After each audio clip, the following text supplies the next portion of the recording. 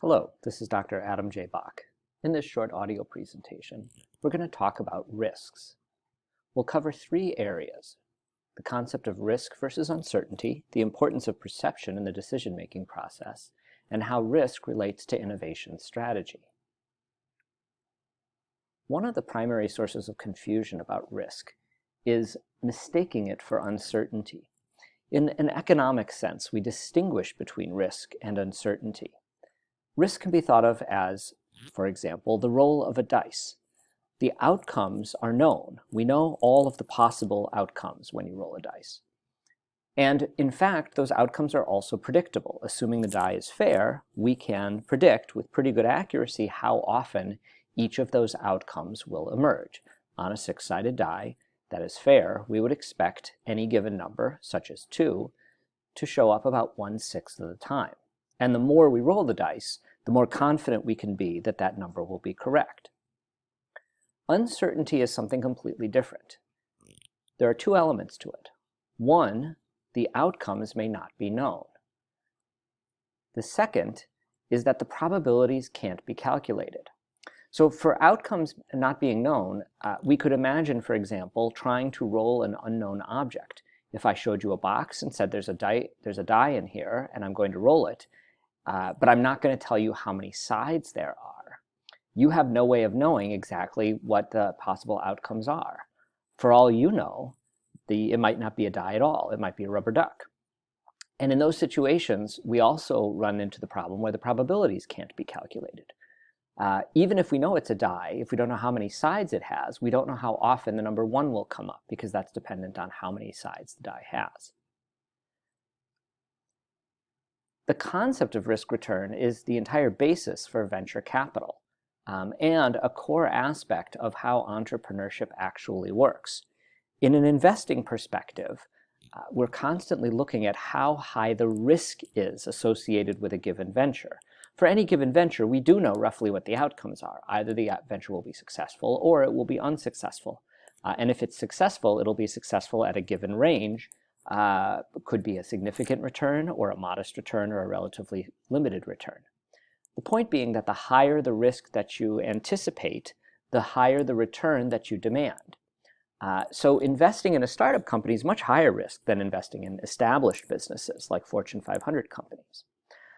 Entrepreneurs often misperceive venture capital as low cost or low risk because it doesn't have to be paid back like a bank loan. But that's from their perspective. That's not the investing perspective. Entrepreneurs will say, well, getting a loan means I have to pay it back, whereas private equity, I don't have to pay back. Well, you don't have to pay it back in the short term, but you are taking people on as owners of the organization, and they expect a return in the long run. And venture capital in particular is a game of strikeouts and home runs. For any given portfolio of investments that a venture capital firm makes, the majority of them are going to fail. For example, something like 60% of all venture capital investments do not return the equity that was invested. So a venture capitalist invests $5 million and it only gets $1 million back, or no money back at all. On the other hand, the value is all created from a few big winners. So the companies that generate more than 10 times the investment the venture capitalists put in, so they invest $5 million, but they get out $50 million or $100 million. That's where all the value comes from. And that's why when venture capitalists are looking at early stage deals, they're only willing to look at deals that have the potential to generate extremely high returns. Because if they begin looking at deals that have only the potential to generate low returns, they're guaranteed that their portfolio as a whole will not be successful. This is a constant source of frustration to entrepreneurs and tech entrepreneurs, especially when they have ideas that are perhaps a little less risky but are going to generate lower returns, because venture capitalists tend not to be interested in those types of opportunities. It's really important to remember that when it comes to risk, perception is reality.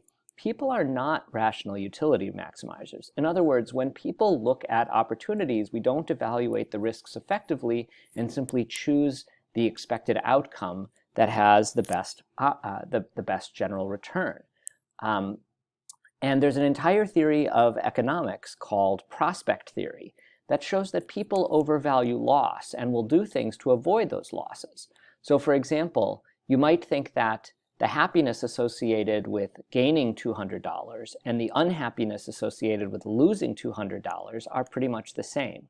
But in fact, prospect theory has shown over and over again that the loss of money is perceived as proportionately worse than the same gain in money. And so people will do things to avoid those kinds of losses that they wouldn't do in order to obtain the same amount of gain. And so individual decision-making is driven by perception, not the data and the reality.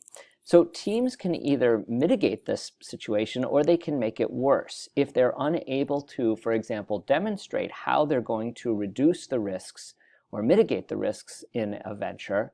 They may either help themselves or they may make the situation worse when they're presenting to venture capitalists. Because venture capitalists from the outside are focused entirely on how do we eliminate as many risks from this opportunity as possible.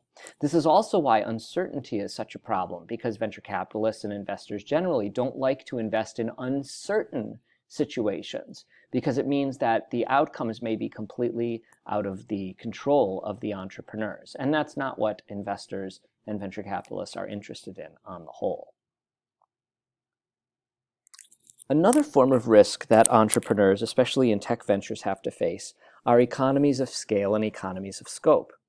These present risks because they place the venture at an inherent economic disadvantage. So scale is the advantage associated with having large volumes. The larger the volume that you have, the further that you can spread your fixed costs. So in other words, when early stage ventures are getting off the ground, their average cost of production tends to be much higher than the average cost of production for large organizations. And for many startup companies, that creates a problem that can be very, very hard to overcome, because even as you're growing, your competitors and the incumbents are growing as well. The book talks about this concept of diseconomies of scale. At a certain point, it actually becomes more expensive to produce, but those are somewhat rare. They tend to be based on very specific resource limitations. There's also an economy of scope that many incumbent organizations benefit from, which is they're spreading the costs over not just one product production, but over the production associated with a number of products, platforms, and distribution systems. This, for example, is what enables organizations like Google to offer certain products for free, right? You don't pay for search on Google, and that's because Google is subsidizing the cost of search through, not just through both through its direct advertising platform, but also through all of the other platforms that it operates, which benefit from the data that Google collects via search. These vary significantly by business type, and your book provides a really nice summary of how to think about this, because these also then impact the funds that the organization, the venture, is likely to require in order to launch. When your scale effects are driven by talent, those effects are relatively limited, and so the funds required by the startup will also be limited. But when those economies of scale are based on physical assets or based on opportunities that are driven by distribution, the cost for a startup to get involved and play at a sufficient scale may be significant, if not prohibitive. Now, this brings us to the concept of the network effect, which is one of the ways to mitigate that economy of scale risk. The network effect itself is a fairly simple concept. It's the idea that as a network grows, the marginal value of any one additional node to a network is that much greater. And so this simple diagram kind of shows you what's going on here. When you have one person and you add a second person, you have one connection, basically. But by the time you get to 5 nodes in the network, you're up to 10 connections total. And each time you add a node, you add that many more connections. So when you add the 6th node to that middle diagram, you're adding 6 connections, which means that you're getting that much more value, 6 times as much additional value as the original addition to the network.